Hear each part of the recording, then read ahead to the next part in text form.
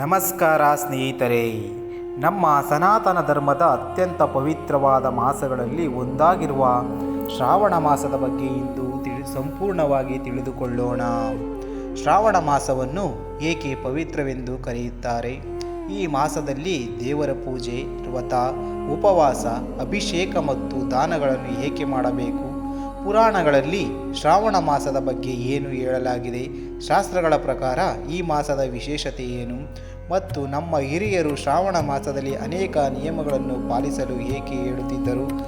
ಇವನ್ನೆಲ್ಲ ಈ ವಿಡಿಯೋದಲ್ಲಿ ವಿವರವಾಗಿ ತಿಳಿದುಕೊಳ್ಳೋಣ. ಸನಾತನ ಧರ್ಮದಲ್ಲಿ ಪ್ರತಿಯೊಂದು ಮಾಸಕ್ಕೂ ತನ್ನದೇ ಆದ ಮಹತ್ವವಿದೆ. ಆದರೆ ಶ್ರಾವಣ ಮಾಸಕ್ಕೆ ವಿಶೇಷವಾದ ಸ್ಥಾನವಿದೆ. ವಿಶೇಷವಾಗಿ ಶಿವನ ಆರಾಧನೆಗೆ ಶ್ರಾವಣ ಮಾಸ ಅತ್ಯಂತ ಮಹತ್ವವಾಗಿದೆ. ಈ ಮಾಸದಲ್ಲಿ ಸೋಮವಾರ ಶಿವನಿಗೆ ಅಭಿಷೇಕ ಮಾಡಿ, ಬಿಲ್ವಪತ್ರೆ ಅರ್ಪಿಸಿ, ರುದ್ರಾಭಿಷೇಕ ಮಾಡಿ ಶಿವಸ್ಮರಣೆ ಮಾಡುವ ಸಂಪ್ರದಾಯ ಅನೇಕ ಪ್ರದೇಶಗಳಲ್ಲಿ ಇಂದಿಗೂ ನಡೆದುಕೊಂಡು ಬಂದಿದೆ. ಅದೇ ರೀತಿ ಮಂಗಳವಾರ ಮಹಾಗೌರಿ ವ್ರತ ಪೂಜೆ, ಶುಕ್ರವಾರ ದೇವಿಯ ಆರಾಧನೆ, ನಾಗರ ಪಂಚಮಿ, ವರಲಕ್ಷ್ಮಿ ವ್ರತ ಮತ್ತು ಇತರ ಅನೇಕ ಧಾರ್ಮಿಕ ಆಚರಣೆಗಳು ಶ್ರಾವಣ ಮಾಸವನ್ನು ಇನ್ನಷ್ಟು ವಿಶೇಷವಾಗಿಸುತ್ತವೆ. ಶ್ರಾವಣ ಎಂಬ ಹೆಸರು ಶ್ರವಣ ನಕ್ಷತ್ರದೊಂದಿಗೆ ಸಂಬಂಧ ಹೊಂದಿದೆ. ಚಂದ್ರಮಾನ ಪಂಚಾಂಗದ ಪ್ರಕಾರ ಶ್ರಾವಣ ಮಾಸವು ಸಾಮಾನ್ಯವಾಗಿ ಮಳೆಗಾಲದ ಅವಧಿಯಲ್ಲಿ ಬರುತ್ತದೆ. ಈ ಸಮಯದಲ್ಲಿ ಪ್ರಕೃತಿಯಲ್ಲಿಯೂ ಒಂದು ರೀತಿಯ ಪವಿತ್ರ ವಾತಾವರಣ ನಿರ್ಮಾಣವಾಗುತ್ತದೆ. ಮಳೆ, ಹಸಿರು, ತಂಪಾದ ವಾತಾವರಣ ಮತ್ತು ಪ್ರಕೃತಿಯ ಹೊಸ ಚೈತನ್ಯವು ಈ ಕಾಲವನ್ನು ವಿಶೇಷವಾಗಿಸುತ್ತದೆ. ಆದ್ದರಿಂದ ಶ್ರಾವಣ ಮಾಸವು ಕೇವಲ ಒಂದು ಧಾರ್ಮಿಕ ಆಚರಣೆಯಲ್ಲ, ಕಾಲವಲ್ಲ.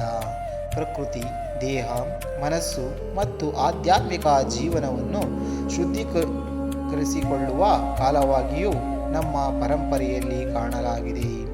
ಪುರಾಣಗಳಲ್ಲಿ ಶಿವನಿಗೆ ಶ್ರಾವಣ ಮಾಸದ ಸಂಬಂಧವನ್ನು ಬಹಳ ಮಹತ್ವದಿಂದ ವಿವರಿಸಲಾಗುತ್ತದೆ.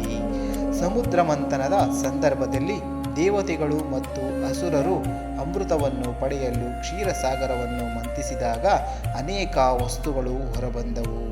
ಅವುಗಳಲ್ಲಿ ಅತ್ಯಂತ ಭಯಾನಕವಾದದ್ದು ಹಾಲಾಹಲ ವಿಷ. ಆ ವಿಷವು 3 ಲೋಕಗಳನ್ನು ನಾಶ ಮಾಡುವಷ್ಟು ಪ್ರಬಲವಾಗಿತ್ತು ಎಂದು ಪುರಾಣ ಕಥೆ ವಿವರಿಸುತ್ತದೆ. ದೇವತೆಗಳು ಮತ್ತು ಅಸುರರು ಭಯಗೊಂಡು ಮಹಾದೇವನನ್ನು ಆಶ್ರಯಿಸಿದರು. ಲೋಕಗಳ ರಕ್ಷಣೆಗೆ ಮಹಾದೇವನು ಈ ವಿಷವನ್ನು ಸ್ವೀಕರಿಸಿದನು.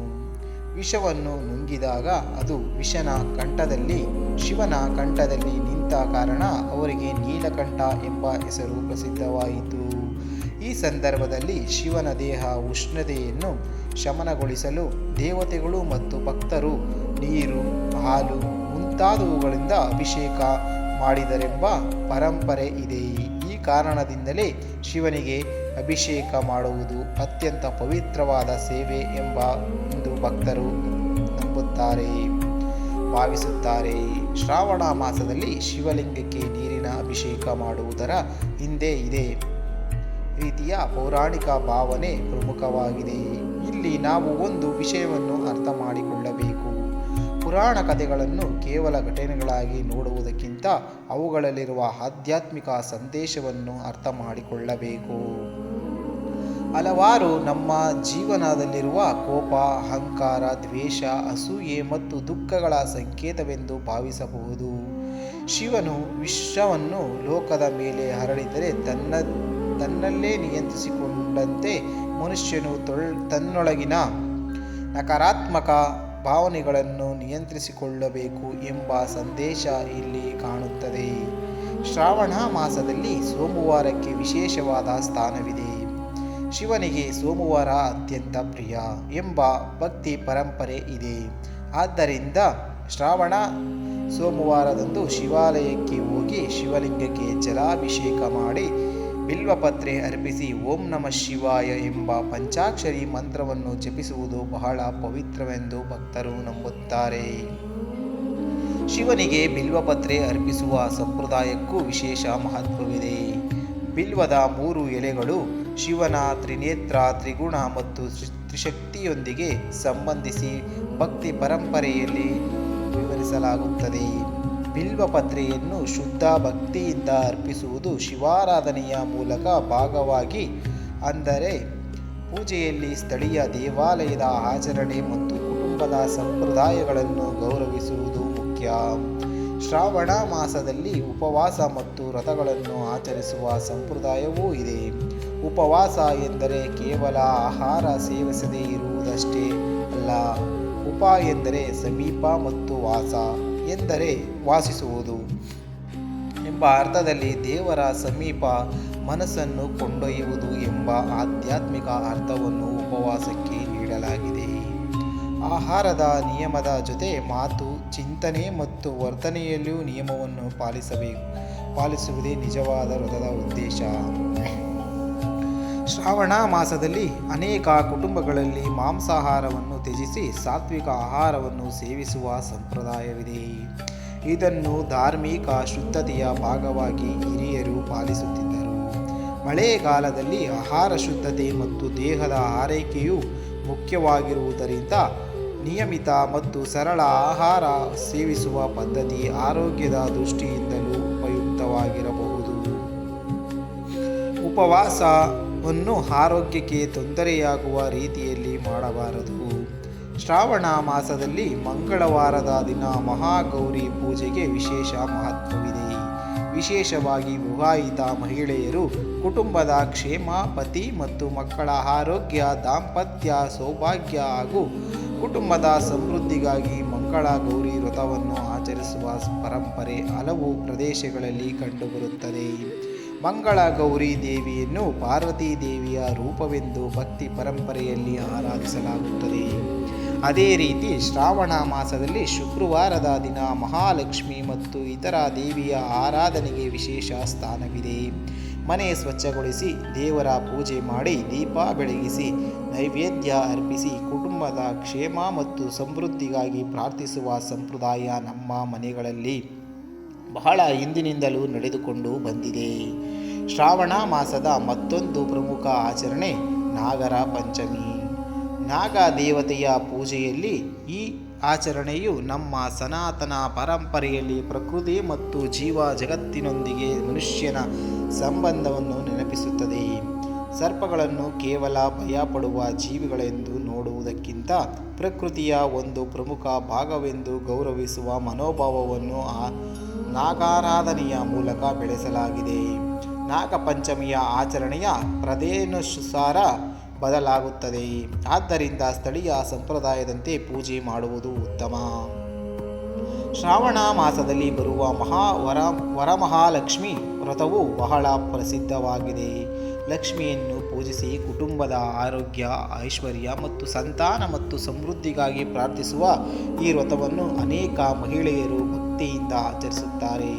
ವರಮಹಾಲಕ್ಷ್ಮಿ ವ್ರತದ ಆಚರಣೆ ಮುಖ್ಯವಾಗಿ ದಕ್ಷಿಣ ಭಾರತದ ಕೆಲವು ಪ್ರದೇಶಗಳಲ್ಲಿ ವಿಶೇಷವಾಗಿ ಪ್ರಸಿದ್ಧವಾಗಿದೆ.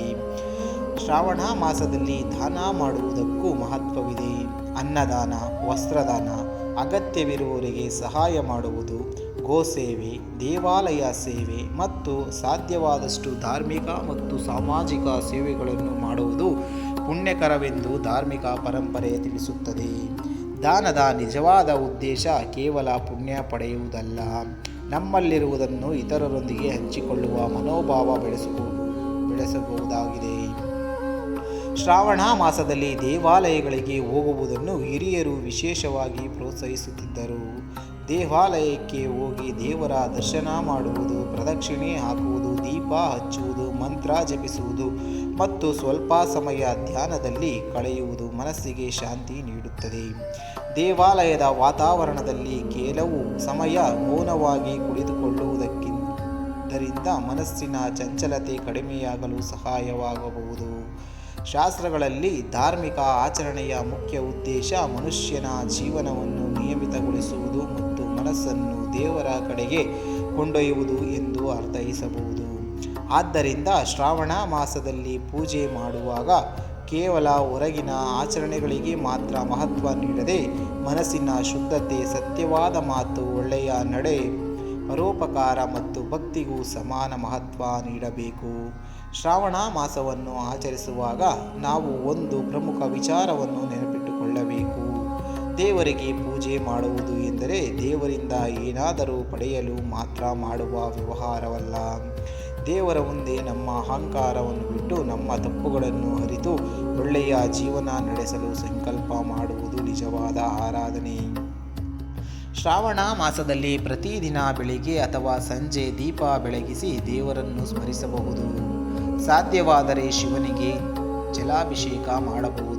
ಓಂ ನಮಃ ಶಿವಾಯ ಪಂಚಾಕ್ಷರಿ ಮಂತ್ರವನ್ನು ಭಕ್ತಿಯಿಂದ ಜಪಿಸಬಹುದು.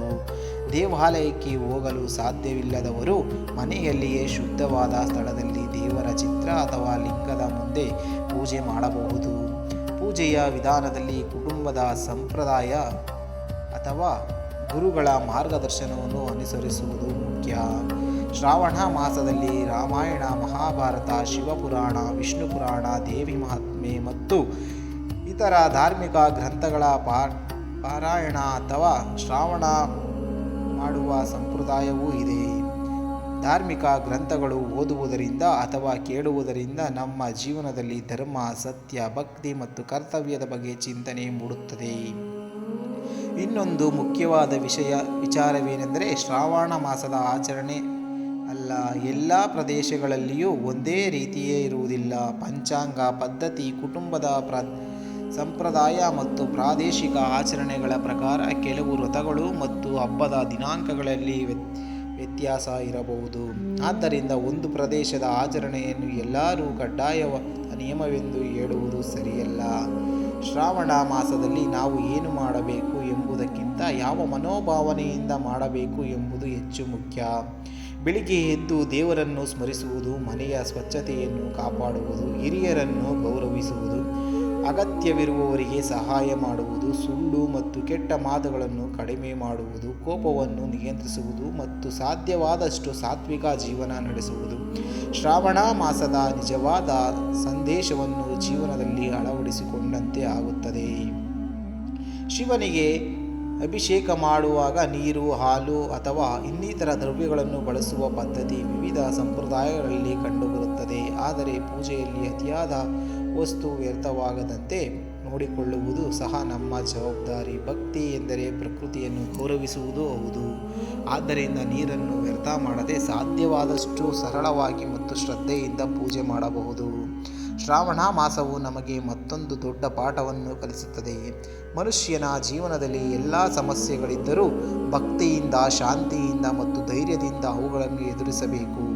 ಶಿವನ ವಿಷವನ್ನು ಸ್ವೀಕರಿಸಿ ಲೋಕವನ್ನು ರಕ್ಷಿಸಿದ ಕಥೆಯಂತೆ ನಮ್ಮ ಜೀವನದಲ್ಲಿಯೂ ಕಷ್ಟಗಳನ್ನು ಎದುರಿಸುವ ಶಕ್ತಿ ಮತ್ತು ಇನ್ನಿತರಿಗೆ ಒಳಿತು ಮಾಡುವ ಮನಸ್ಸು ಬೆಳೆಸಿಕೊಳ್ಳಬೇಕು.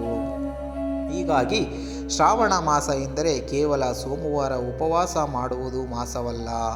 ಇದು ಶಿವಭಕ್ತಿ, ದೇವಿಯ ಆರಾಧನೆ, ವ್ರತ, ದಾನ, ಜಪ, ಧ್ಯಾನ, ದೇವಾಲಯ ಸೇವೆ, ಕುಟುಂಬ ಒಗ್ಗಟ್ಟು ಮತ್ತು ಸಾತ್ವಿಕ ಜೀವನವನ್ನು ಬೆಳೆಸಿಕೊಳ್ಳುವ ಒಂದು ಆಧ್ಯಾತ್ಮಿಕ ಅವಕಾಶ. ಈ ಪವಿತ್ರ ಮಾಸದಲ್ಲಿ ನಾವು ನಮ್ಮ ಮನಸ್ಸನ್ನು ದೇವರ ಕಡೆಗೆ ತಿರುಗಿಸೋಣ. ಪ್ರತಿದಿನ ಸ್ವಲ್ಪ ಸಮಯ ದೇವರ ಸ್ಮರಣೆಗೆ ಮೀಸಲಿಡೋಣ.